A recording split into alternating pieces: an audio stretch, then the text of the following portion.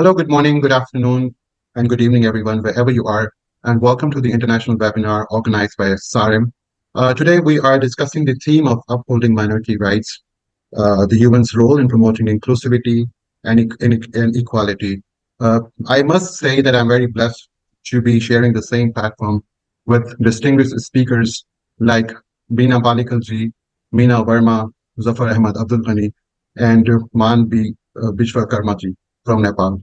I welcome you all to this webinar today, and on behalf of SARIM, I would like to extend our deepest gratitude to all of you for saying yes to this webinar. In today's global backdrop, protection of minority rights is fundamental and key to achieving equality, peace, social cohesion. Minority communities often face systematic discrimination and execution, hindering their access to basic rights. The United Nations, in this regard, plays a central role in advocating for these communities and promoting frameworks which ensure inclusivity and dignity. Despite progress, there are some challenges that are still there in terms of rising religious nationalism. Some countries, like majority of the countries, are now adopting autocratization, discriminatory policies. The UN's responsibility in addressing these issues is more crucial than ever. It's striving to ensure that no group is left behind in the pursuit of global peace and development. As we approach the United Nations Day on October 24, 2024, we reflect on the UN's creation of 1945, which was built on the notions of promoting international cooperation, peace, and security after the grueling effects of World War II.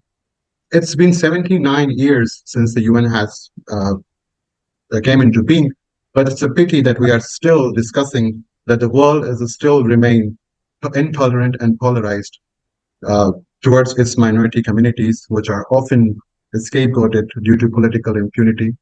For example, Dalits globally face atrocities such as sexual violence and hate speech. Addressing these challenges is now very critical and crucial. The atrocities perpetrated against Rohingya people, a persecuted ethnic minority from Myanmar, exemplify this urgent need for action. They are facing severe human rights violations, including violence, discrimination, and forced displacement. More than 1 million Rohingya people currently residing in the refugee camps in Bangladesh. They're living in precarious conditions and lacking access to the human rights. Together, we must commit to amplifying the voices of marginalized communities and working together for a future where every individual is treated with dignity and respect. So without further ado, I would like to hand over this floor to Beena Pallical ji. Thank you so much for your time to start today's webinar. She is the General Secretary of National Campaign on Dalit Rights in India. Over to you, ma'am. Thanks, Furqan, and great to meet all of you, my co-panelists. It has been very difficult times we're living in now, looking globally with the wars in different countries. There's a lot of eyes on UN and how UN is performing. And there's also a lot of backlash against the UN to say that, whatever is happening, whether it's Gaza, whether it's other wars in Africa, that the UN is not able to come, whatever resolutions that the UN is passing is not really impacting these wars. And I must say that this is a very difficult time we're living in, but I still believe that there is some merit in organizations or the UN bodies, considering that we must support multilateralism. We must go beyond these private clubs that are formed, G7, then G20, then BRICS, where only few countries have memberships and only few countries have the power to make decisions on, large business deals.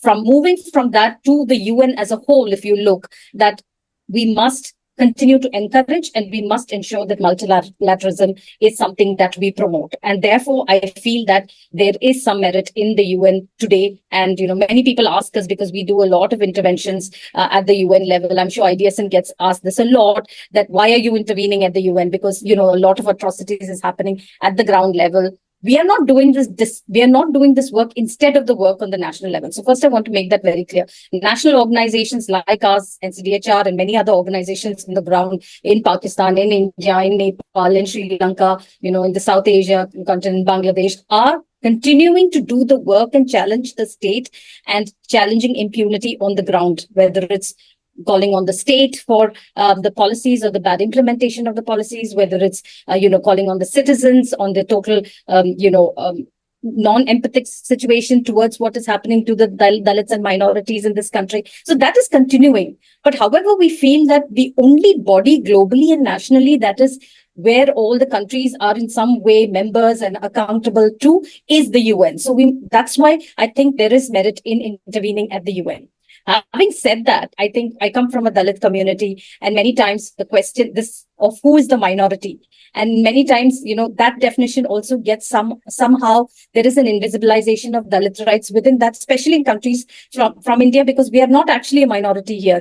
We are about 160, 120, 130, maybe in the new census it's even higher, million people. So about 16.8% if you just look at Dalits in the total population of 1.4 billion. This is only in India. It's like because Indian population is also high. I think we've crossed China. It's 1.4 billion people. So I think so we're not really a minority here. So for the longest time we are having a sort of a tussle with the Forum on Minority Rights. Many of us engage on that what is actually minorities and how do we put this whole aspect of Dalit rights within the minority frame, and is it something that we can look at and can we broaden that scope? That is on one side.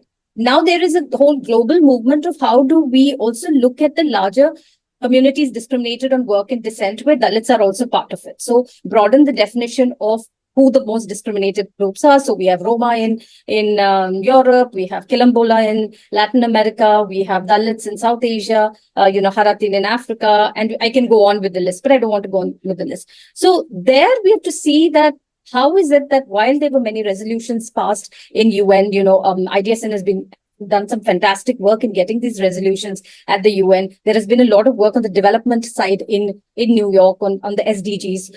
But still, even after pushing so much, we still feel that we have to continue to push. It's not a thing like, okay, we are inclusive and we have Dalits as part. We still have to spend, Meena will agree with me that we still have to spend so much of energy in pushing this issue.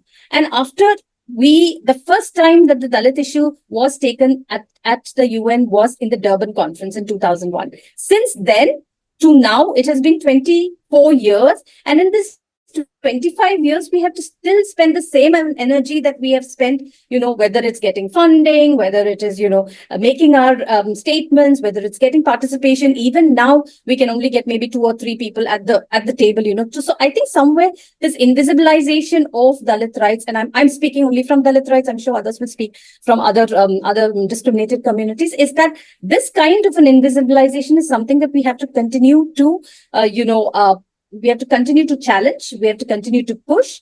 And within that, while minority defines, religious minorities, ethnic minorities, etc., we also have to look at the intersectionality of this, that within this, there are also women, Dalit women who are further marginalized as a result of social exclusion. And we know all the reasons that could be the reasons why Dalit women are further marginalized. And I'm sure that women with the religious minorities as well, are further marginalized. So I think we have to push for this visibilization and to push that, how can we be there at the table without us, putting so much energy, pushing so much after 24 years of Durban, that journey, if you look at, it's important that we look at it. So therefore, I think my time is almost up, but just to conclude, in conclusion, I'd like to say that while we have fantastic frames, we have the CERD, we have CEDAW, we have, the Minority Forum, we have the Business and Human Rights.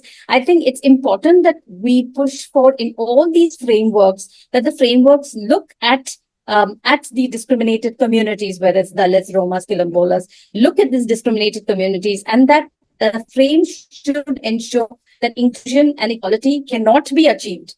And I'm again saying that inclusion and equality cannot be achieved without having these communities or at the table, without having the frameworks taking into account what are the issues that these communities come with, what are the challenges that we come with, and how do we have this framework address these issues at the UN level. And invariably, we are hoping that kind of a push at the UN level will then lead to countries taking note of it, and eventually countries accepting to be part of either the conventions or implementing those conventions in country. Thank you. Thank you so much, Beena ji, for wonderfully, setting the tone of this entire webinar today. So on this very note, you talked about the invisibilization of Dalit rights, and you also indicated that the commendable work that IDSN is conducting in being I would say, the forefront or the major voice of the only minority community that is there in the UN right now. So on this note, how about since you bring in IDSNs, I would be slightly changing the order of the speakers. So I would like to listen the part of Meena ji on this. How about, first you go, Meena, how about if there is a possibility of having, let's say, minority rights council in terms of similar to the UN Human Rights Council? And also another question of this debate today that I want to ask, can the UN adopt its strategies to overcome historical and current pitfalls and effectively maintaining global peace in the face of contemporary challenges? So I would request you to answer on the question of Minority Rights Council, Beena ji, and then you can just carry forward with this. Yes, for the minority, the Human Rights Council is not for any particular community. We must acknowledge that.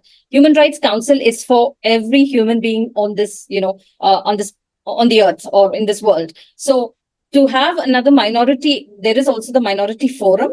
So maybe it is a good idea. I don't know. Others can also shed some light on it. But as of now, I would think that the Human Rights Council or HRC is, and we must hold the HRC. We must, intervene at the HRC because that is for all communities. It doesn't matter what community it comes from. If we start looking at the separate council for each community, then that is, I don't know how the UN is going to look at it, but I don't know if that is a call that we must make specifically looking at Human Rights Council, because I think Human Rights Council is one platform where no matter who you are, you can intervene. So I would still take a little bit more time to think on what my response to that would be. But if, minorities across the world would like to see that, I'm happy to support. But at the moment, I'm still sitting on the fence on that one. Thank you so much for that. So on this very note, I would like to request Meena Varma. She is the Executive Director of International Dalit Solidarity Network, which is IDSN, and she's also the Director of Dalit Solidarity Network from UK,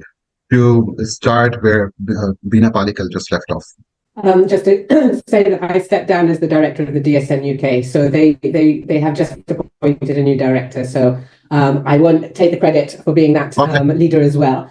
I agree with Beena. I mean, very much so that we need to think through the idea of a separate Minority Rights Council. I'd say within the UN context, we already have a very specific Minority Forum, which I think sadly has lost some of its power. I mean, I think, these days there's not so many people that attend the Minority Forum as there was in the past. But having said that, it still remains one of the main areas for us to do our work in sensitizing the UN and UN officials. And in fact, IDSN has worked very, very closely with all the special rapporteurs on minority issues and has had a great relationship with all three of the outgoing special rapporteurs. And we welcome a very new special rapporteur, Nicolas Levra, who just started last November. But as part of his outgoing work, the UN Special Rapporteur, Dr. Fernand de Varenne, who is from Canada, was actually talking about a call for a stronger United Nations measures to improve the recognition and protection of human rights of minorities, especially in the light of the deteriorating human rights situation for many minorities around the world. And whilst I agree with Beena totally that on sheer numbers alone, Dalits scheduled caste are would not be necessarily perceived as a minority, still on that percentage of 16.3 or 4%, I think it is, they're still a minority within the country. And that is why they have been, sadly, had to be embraced within the minority framework of the UN. And I think really what the outgoing Special Rapporteur was asking for was a widespread call for a legally binding instrument. And so to create a global treaty on the rights of minorities. And I actually helped in that particular call and was contributing to that. And I don't know where that document is. And that's the problem with some of the things that happen at the UN. Documents are created and then they just lie dormant. There are solutions-led documents. There is the UN principles and guidelines to address discrimination based on work and descent, but they remain a draft. even though they had been drafted in 2007, they have never ever been adopted. The UN Office of the High Commissioner for Human Rights, again, has really supported the work that we do, especially within their Indigenous people and minority section. They also created not only an anti-discrimination guideline, but also a specific guidance document to address discrimination based on work and descent. And that particular section has followed that up with 2 UN events, one in Kathmandu last year and one in Bangkok this year, specifically looking at rights of communities discriminated on the basis of work and descent in South Asia. And I think Fernand, the previous special rapporteur, he really intended for the document to serve as a reflection and possible mobilization, because he quoted the Secretary General of the UN at a high-level event, I think it was September 2022, where the Secretary General said, "It is past time that we live up to the commitments made in 1992 under the minority framework, and that every member state should now take concrete steps to protect minorities and their identity." Again, I think, it's really important, what Beena said about invisibilization, because for us, the general objective we have is to make an effective UN level contribution to the promotion and protection of the human rights and dignities of those, for us specifically, affected by caste-based discrimination. But how do we do that? How do we ensure that Dalits are visible, their voices are heard, and that UN mechanisms continue to raise caste-based discrimination and its consequences within the different UN reports and discussions? Because every single time there is a new mandate holder, we have to start all over again. We have to start sensitization all over again. We have to start education all over again. We have to start awareness raising all over again. And I mean, that's our job, right? But it's exhausting because, if you think of a mandate for 6 years, at the end of that 6 years, it takes at least another 2 years for the next mandate holder to get what we're doing, to get and understand what we're doing. And we also so we want to increase the knowledge of discrimination amongst US and Geneva-based actors. And I know that the Global Forum on Discrimination Based on Work and Descent has done so much work in New York. And I would like to think that, much of that is also sort of being empowered from the steady work that we have all done as a network in Geneva over the years. I think Beena mentioned the different treaty bodies. We're talking about CEDAW. When we talk about Dalit women, we always make sure that there are submissions in for the relevant countries. When we're talking about CERD, which is racial discrimination, we always ensure that there's submissions in. But even those treaty bodies have different people in there. So how do we embed it so much into the UN system that it's an automatic call, that it's an automatic engagement, that it's an automatic issue that will be addressed by the different rapporteurs, the different treaty bodies, and as Beena said, with the Human Rights Council, which is the council that focuses on all of the human rights for all human beings. And I mean, but it's also difficult because no country likes to be criticised. All countries are worried about the reputational risks. And I think, India would always say, well, we have the legislation for protection, but legislation, as we know, is meaningless without implementation. So it is that the importance of the implementation of legislation is where I will say where behavior changes, even if mindset doesn't change. And I think, it's increasing those specific thematic issues beyond Dalit women, beyond access to justice, now looking at business and human rights, because we have an opportunity with the new agenda here, especially in Europe, with new EU legislation to look at supply chains, for example, and the workers in those supply chains. And they are often, again, the invisible workers, and at the bottom of many of those supply chains in South Asia, whether we're talking about Pakistan, whether we're talking about Bangladesh, whether we're talking about Sri Lanka or India, you will always find the most marginalized communities, and they will often be Dalits and Adivasis. I mean, there are so many challenges because receiving accurate and updated and reliable information is important. It's at the UN and at the EU, to be honest, we often have the riposte of show us the evidence, except so much of the evidence is anecdotal. So many cases don't go to court. Those that go to court, are often dismissed in favor of the perpetrator rather than, the accuser. So, what do we do to start to make a change to that? And I think we need to continue working with the international community to acknowledge the existence of this discrimination and strengthen the relationships and exchange of information with permanent missions, as well as within the UN system, and continue to visibilize the issue and to visibilize the communities. and to always make sure that they're front and center stage. Let me stop there. I don't want to go on for too long, so I'm happy to take questions or to hear from my other fellow participants. Thank Sure. you. Thank you so much, Meena ji, for again giving out the.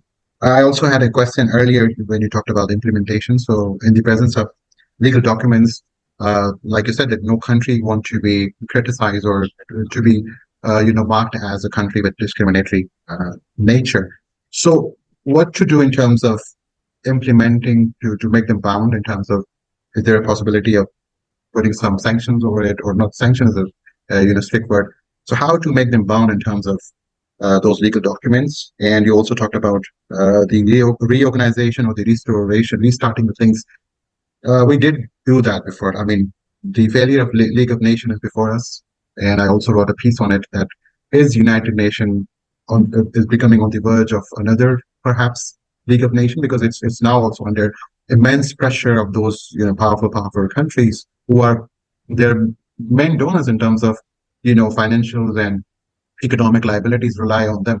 So how UN is handling those pressures, and how is it possible for them to cope up with those challenges? Risks right now become having its relevance questioned. I think there are sanctions that the UN may put on countries, but I don't know how effective some of those sanctions may be. I would say, from my point of view as an international network, and also the work we do in Geneva especially, I think it's very difficult to step on the sovereignty of nations. If the constitutions are there, the constitutions have been passed. There are in some countries, for example, in Bangladesh and Pakistan, there are no legal protections for Dalits, for example. Yes, on minorities, but those minorities are actually often the dominant caste Hindus as opposed to the scheduled caste Hindus. So where do you start? I mean, it's a bit chicken and egg in that sense. And I think with the UN, I mean, I was in Geneva in September, and the liquidity crisis for the UN is evident everywhere. The escalators don't work because they want to save on electricity, and I'm like, well, maybe if you all stop flying business class everywhere, that might save some money in some way. But that's a flippant aside. But Beena knows very well. Walking about the escalators and signs everywhere about the liquidity crisis. Is the UN on the verge of going bankrupt? I don't know. I mean, we have a new Qatar room in the Palais des Nations, decked out in Qatari colours, and yet on the other hand, last year or the year before, we were all campaigning and lobbying against some of the worst abuses in Qatar during the building of the World Cup stadiums. So where do we go from here? It's not a question I can answer. I'm certainly not going to stop the work that we do, but I think it is a question to be answered about sort of the relevance of what we do, how we do it, and how we can do things better. Thank you so much. So on this very note, I would like to take the academic point of view from our distinguished speaker from Nepal, Dr. Man B. Bishwakarma ji. He is the professor of economics. He would also let us know about the bankruptcy challenges that you may face in terms of what is going on right now. He is also the dean of Madhesh University. He served as a bureaucrat, like he remained former secretary of Nepalese government and a chief editor of Voiceless Voices. Thank you so much, Man Badhar ji. Over to you now. Thank you so much. Sorry for the some problem in connection. I lost some connectivity. Again, thank you, South Asian Research Institute for Minorities, SARIM, for inviting me in this very auspicious occasion, UN Day, to talk on minorities in Nepal. I think the UN has been established with the aim of live together with equal footing. And I think that is the main motto when it has been established. But due to the, so many disparities, the equal footing has been lost and getting, more and more gaps with the people, especially with minority people. When we talk about the minority, we think of the number of population. But if we talk about Nepal, the less number of population dominates every sphere of the social life, political life, economic life, and everything. I think Meena also talked about Dalit community and other communities in South Asian countries. And in Nepal, Brahmins are 13% in population, but they dominate every sphere of the society, community, governments, everything. And the rest of the people are in the minority in a power status. For example, we have 142 ethnic communities and 124 with mother tongues, but only 13% Brahmin communities are dominating everything. That means 14% of Dalits, they are most deprived community or in minority. And there are more than 35% population with indigenous people. And when we talk about the minority, it is based on the discrimination and exclusion. And these people have been excluded and discriminated since the history. And still we have the Republican governance system that has not been changed. The power relation has not been changed, and minority communities are in the same status. Even a few years ago, I think 3 years ago, there was a massacre due to the Dalit boy loves to non-Dalit girls. That was a massacre of nine youths, and that is in 21st century's issue. And the legal process was so poor that it is very hard to get the rights, restoration of the rights. So why it is because in Nepal the Hindu kingdom was there for a long time, and still the majority of the people believe in the Hindu system. When we talk about the Hindu system, it is based on the caste hierarchy, and in the caste hierarchy, Brahmins are at the top, and they are in each and every places, and rest of the people are beneath them, those caste, and they are discriminated and excluded. And Dalits are in the least position, and they are not only discriminated and excluded, they were treated as untouchables. And still today, in some parts of the villages and even in the city area, they are discriminated based on the caste, being Dalit. So that is the very crucial situation still in Nepal. And I read a report, Oxfam report of 2022. It said that they have a report on inequality kills. Inequality kills. And they report that inequality contributes to death 1 person in every 4 seconds. That shows the extreme of the inequality or discrimination. And it says that 21,000 people each day lose their life due to the discrimination. That is an international report developed by Oxfam in the name of inequality kills. In Nepal, there was a Nepal Human Development Report 2020. It also calculates that there is a loss of 25.2% in human development each year. That means there is a loss of human development 25.2% each year due to the inequality. If we convert it directly into the GDP, it counts more than 10% GDP loss each year. And, that's a great loss for the country, great loss for the globe as well. So in this situation, we have some legal provisions as well in favor of those minority communities, especially with the new constitution. We have a proportional representation, system of reservation, system of proportional representation in the political field as well. And there is, some provision of access. But as Meena said, the implementation is so poor. It is because in each and every places of implementation, there are only the people, so-called high caste people, and their mindset is as similar as it was in the previous phase of the political system. So until and unless the mindset is not changed, and it is very hard because the character of the state is not changed. UN has so many instruments very favorable for minority people. In fact, it has the first declaration, I think, on universal human rights in 1948. It specifies so many human rights issues, which includes the minority rights as well. And there are other instruments like declaration on indigenous people, declaration on other communities, international covenant on elimination of racial discrimination, shared and other so many instruments. And later on, we have the SDG goal. Several goals also specifies the inclusion and equity. And there is a no one living behind. There are so many other declaration, convention, summits. UPR, Universal Periodic Report System. But these have sensitized system has sensitized the issue to the state, but they have not been that much effective for the implementation.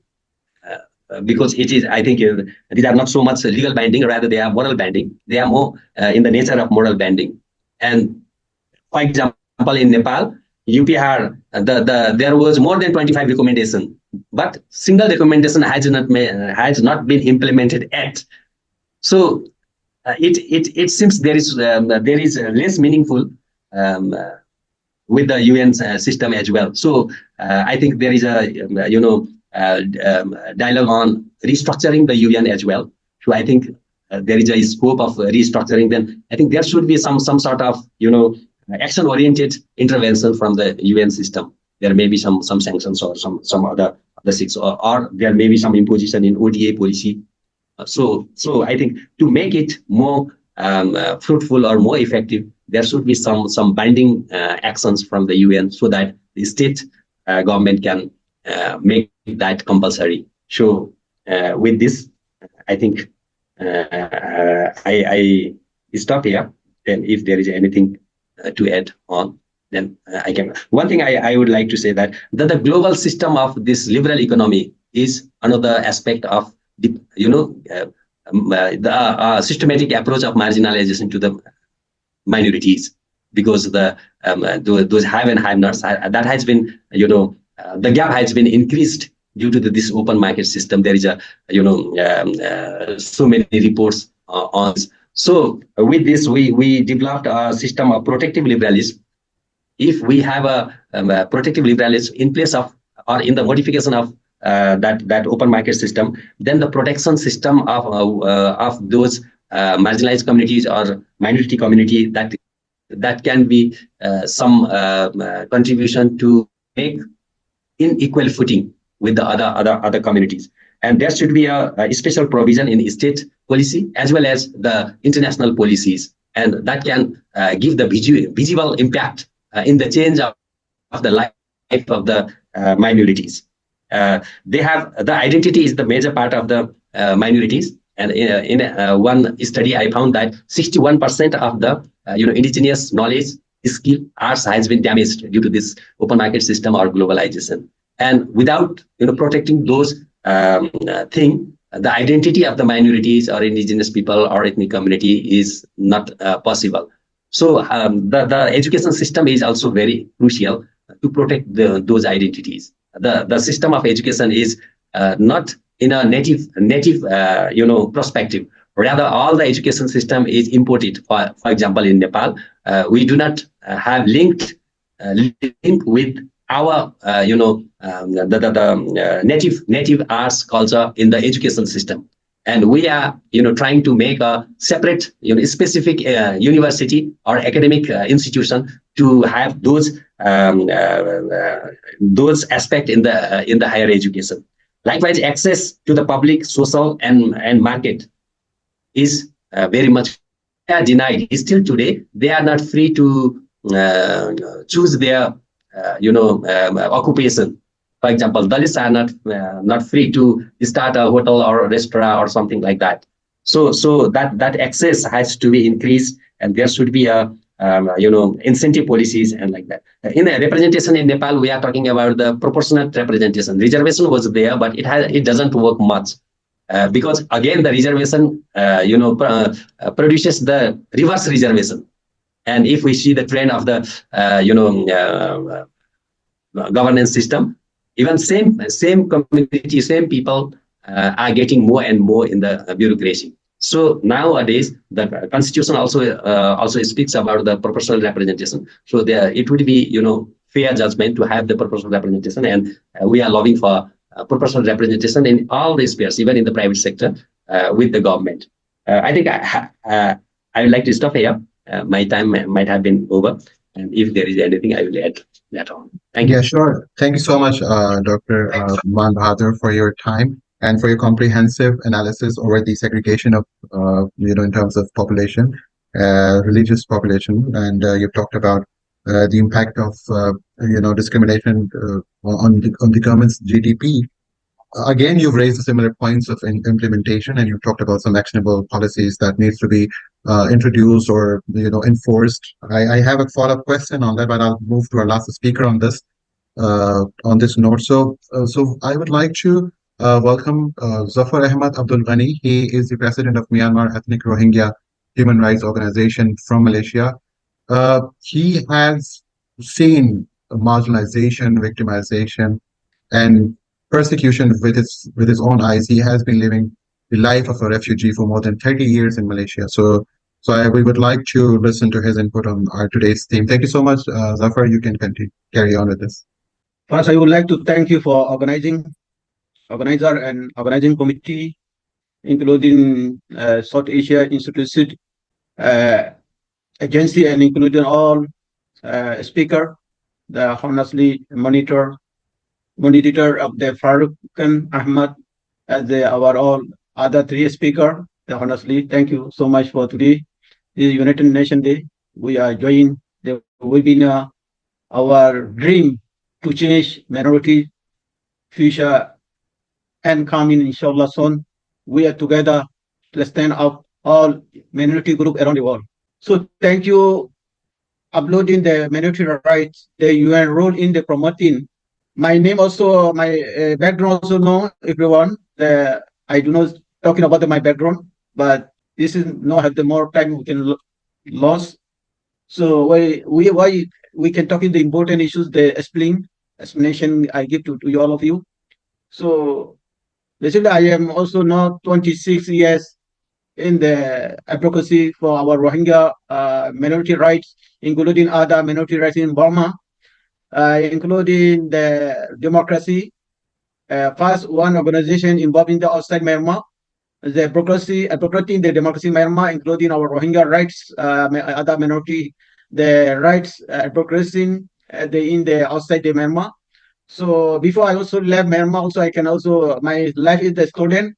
I am also involved in the mass demonstration in Myanmar democracy. So this is, everyone know what I do about a lot, not 26 years.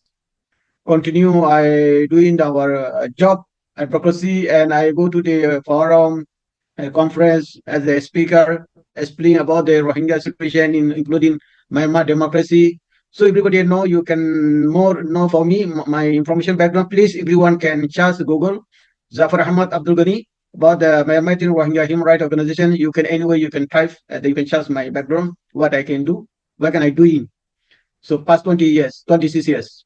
So now I can shortly explanation that talking about the currently the minority right issue. That we also want minority Rohingya now at the Zafar in the outside country and in the inside country, they are our motherland. So thank you so much, the organizer, for inviting me for this international webinar on the uploading the minority rights. I believe that many of know what happening to the ethnic minority Rohingya inside Myanmar and outside Myanmar, including in the refugee camp in Bangladesh. We suffer today because of ongoing persecution due to our ethnicity as a Rohingya. We living in the genocide for a long decade. Since 1942 and 1962 until Rohingya were massacred, and from 1962 until 2012, Rohingya are facing slow-burning genocide. Until now, the Myanmar military committing open genocide to the Rohingya. Thousands of Rohingya become victims victim of the human trafficking with safety and safety. Recently, since May 2024, the Arkan Army AA also committing genocide against the Rohingya, against the genocide the Rohingya. We are trapped in the Arkan state, now called Rakhine state. We are controlled by the Arkan army. Now the humanitarian aid reached the Rohingya from May or September 2024. They estimate 10,000 over the Rohingya were killed after the Arkan army took over the Arkan state, now called Rakhine state. We do not enough to protect Rohingya minority. I ask question everyone is so Rohingya need to protect homeland, and Arkan is our motherland. We want to return to our homeland with our safety and granted. Are we doing enough for the Rohingya who living in their condition in the refugee camp in Bangladesh? On top of this, we are challenged by the increasing anti-Rohingya campaign in Myanmar and also outside Myanmar, especially during COVID pandemic. I am one of the victims of heat campaign when I was falsely accused of the demanding Malaysian citizenship for Rohingya. In Malaysia, as I received a lot of death threats and harassment, including my family member. I cannot continue my community work and advocacy work like before due to the security reason. Rohingya were exclusively in Myanmar and outside in Myanmar. I really hope the United Nations and the international community can do their best to upholding minority rights, including Rohingya, as we are victims of ongoing genocide. I really hope all UN member states implement an embargo to Myanmar for killing the Rohingya and other ethnic groups. Lastly, as one of the ethnic in ASEAN, we hope the United Nations can engage more with the ASEAN to end the Rohingya genocide. So we ask all ASEAN member states and United Nations member states, including civil society organizations, together protect all minority rights, and including other war and conflict, and Zoom and peace and sustainable USD. This is I am request, but I do not fault the United Nations. But United Nations is the no fault, but a state. The United Nations established the state. The state must be reformed there, exist, and what they want to do, what they want to move from what the people are need in the world. This is my first step to talking. So I hope I do know more this time, but other speakers also can share in their opinion and their view. So I wait for other speakers also, including Moderator. Thank you so much. Thank you so much, Zafar, Ahmad, Abdul Ghani, for you all guys can see the pain in his voice while he was defining his experience, his past and current experiences. How do you see UN's response in terms of actively taking actions before any violence or conflict gets expanded, or these are issues that are been going on for a long time, but why would an organization would wait for the escalation to deepen, to get agitated, and then take the action just in the form of humanitarian aid, rather than putting embargoes or putting financial penalties on countries who are perpetrating such atrocities against their minority communities? I mean, that's a $1 billion question, right? What can they do? Because we have seen there are escalating conflicts across the globe right now, and we have situations in Europe, in sort of near Asia, as it were. But I think it's become evident from those conflicts that actually there isn't that much the UN in itself can do without the will of the countries involved to have the negotiation, to have the peace settlement, to have ceasefires. No matter all the verbal condemnation that is coming from across the globe doesn't appear to be ending the conflicts themselves. So therefore, if the UN, and it's a very sad case really, because somebody talked about the League of Nations, which I think came out of World War One, the United Nations, which has come out of World War II, in the hope that we would never see a world war again. As I said, with these escalating crises, do we think that that's the case? Do we think that we've got 193 member nations in the United Nations, or 196, but I'm not sure. But and yet some nations aren't even being recognized as nations, and these are the nations that are being attacked, and innocent citizens are dying. So where can the UN step in? Is that with humanitarian aid? It doesn't have any money.